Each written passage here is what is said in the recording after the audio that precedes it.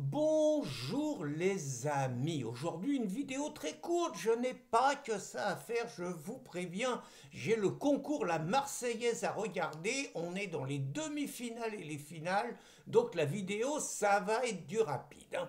Donc je rends encore un hommage à Vincent Lapierre, ce jeune reporter qui depuis 10 ans fait des reportages souvent très courageux dans des manifestations où il n'est pas le bienvenu, un peu comme Jordan Florentin qui est venu après de Frontières. On a vraiment deux jeunes excellents. Et donc Vincent Lapierre, depuis un petit moment, a entrepris un tour de France des grandes villes pour montrer un petit peu l'image d'une France ravagée. Et je rends hommage à son travail. Je vous encourage à faire connaître sa dernière vidéo qui est donc dans le centre-ville de Lyon.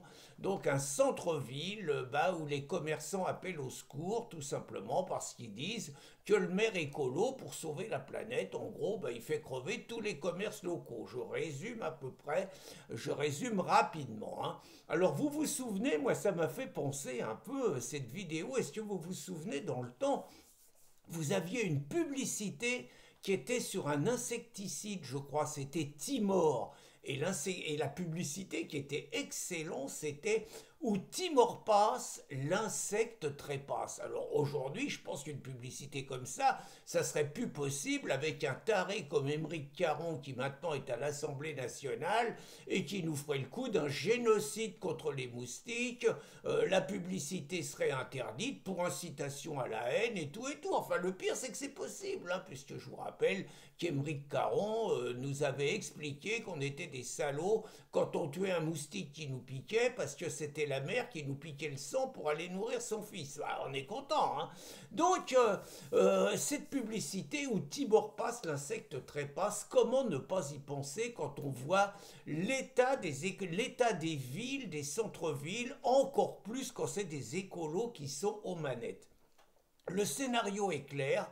Partout, c'est la chasse aux bagnoles, hein. J'ai d'excellents articles de Patrick Jardin sur la réalité de l'île, même si l'île, c'est pas les écolos, mais il y a l'influence des écolos. Et puis, vous avez à Lyon, au nom d'un discours dogmatique, au nom d'un discours idéologique, au nom du sauver la planète, au nom de la planète à préserver pour des milliers d'années, on fait tout simplement crever le quotidien, le local de ces commerçants, parce qu'on a beau raconter tout ce qu'on veut, les commerçants, s'il n'y a pas de place de parking et s'il n'y a pas de voitures qui peuvent se mettre à côté des commerces, tout simplement les commerces crèvent. C'est une règle élémentaire, j'ai envie de dire économique, pour qui a envie de gérer une commune, mais c'est quelque chose qui échappe aux écolos. Donc on sait que quand ils sont là, il y a un double phénomène, c'est qu'on s'en prend naturellement aux commerçants et d'autre part, on est d'un laxisme criminel par rapport à la délinquance, par rapport à la criminalité,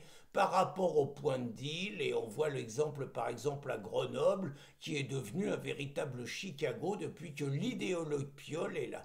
Alors en général, ces gens-là ne veulent pas de police municipale armée. Là-dessus, les insoumis leur font de la concurrence, puisque la grosse Mathilde a décidé que s'ils arrivaient dans des municipalités, leur premier réflexe serait de désarmer la police municipale et de virer toutes les vidéos.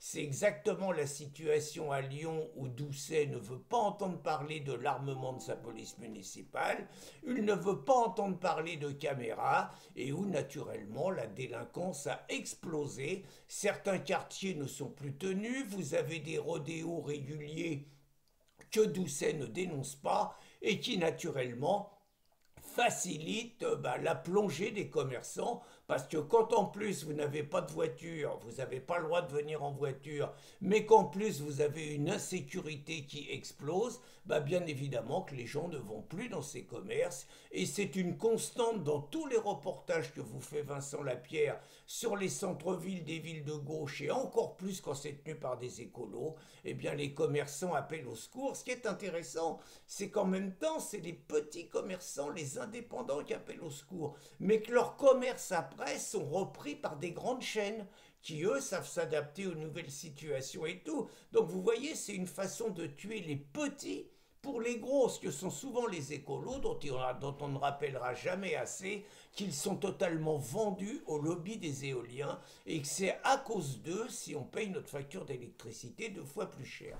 Alors une fois que je vous ai dit plein de mal d'eux, je vous encourage également à regarder cette petite intervention de Odoul, je ne sais plus son prénom, mais j'aime beaucoup Odoul, donc le député du Rassemblement national de la région de Dijon, qui donc au Conseil régional Bourgogne raconte un petit peu tous les interdits que les écolos imposent à la population pour, dit-il très clairement, emmerder le monde, ce qui est une chose qu'ils savent remarquablement faire.